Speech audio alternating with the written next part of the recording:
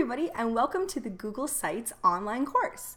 This course is going to take us through step-by-step creating your very own Google site.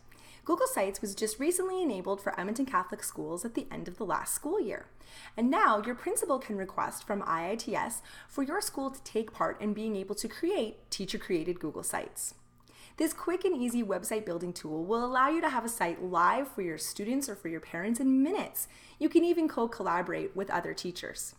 We're going to take you through step by step all of the different basics. You can follow our lessons step by step, or you can just choose the ones that you want to learn about. Regardless, at the end, you can submit your site and earn a superpower certificate showing off your new skills. One of the things really important to note before we begin with Google Sites is a little bit of the do's and don'ts. Just know for Google Sites, we cannot use it to replace any of our district, school, or academy websites. Those sites belong in our SharePoint. You also cannot use it to replace any of our district reporting tools, such as our ePortfolio or our PowerSchool Gradebook. Those important reporting devices are what we use in order to communicate our official grades and student information with our parents. So Google Sites is okay as being able to showcase some great student work, but it's not meant to be the reporting tool. And finally, because we are creating websites, it's very important to note the FOIP policies for each individual student. We don't want to be putting identifiable images or information about our students on a public-facing website. So now that we know all of the don'ts, let's talk about the do's. Google Sites is fantastic for creating a class homepage or a website. It's fantastic to be able to create courses and modules just like this one. It's also wonderful to be able to share resources among colleagues, and it's great to be able to host for professional development or events.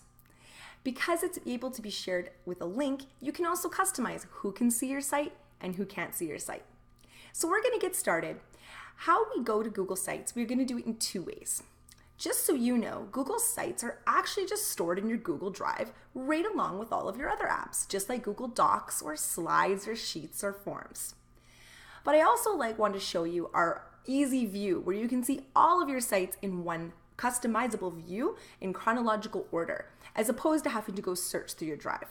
So I'm going to show you where you find them in your drive, but we're actually going to be visiting sites.google.com/new in order to create ours today.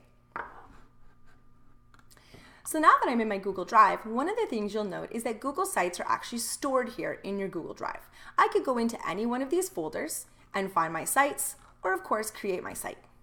When I'm where I want it to be saved, I simply say New, More, and I will see Google Sites. This starts a new Google site every time, and some people get a little bit confused because they keep going, where did my site go? I keep having to start a new one.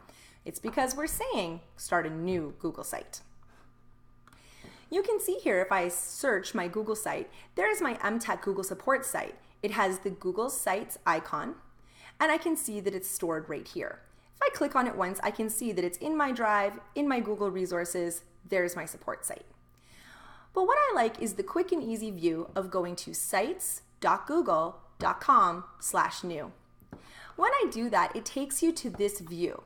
Even though this isn't where they're stored, it's a chronological listing of all of the different sites. And you can see Trish loves Google Sites. I have so many. Now that you're here, I can double click to open one and continue to edit and work on it. Or what we're going to do today is we're going to hit the plus button in the bottom right-hand corner and we're going to create a new site. And there you have it. You now have a new site that is totally created and ready for you to go. So that's it. That's how you make a new site. And so throughout these series of lessons, we're going to break it down really small steps so that you can create this site right along with me. Or maybe you had a site and you've played around a little bit and now you want to make it look really good. Either way, it's up to you. So take the time to follow each lesson and learn a new tip or trick. And even if you've already used Google Sites, we're going to throw in some geeky extras so that you can see how a sites geek like me makes them beautiful. So our next lesson is going to focus on how we can create our image and our banner and our title for our Google site.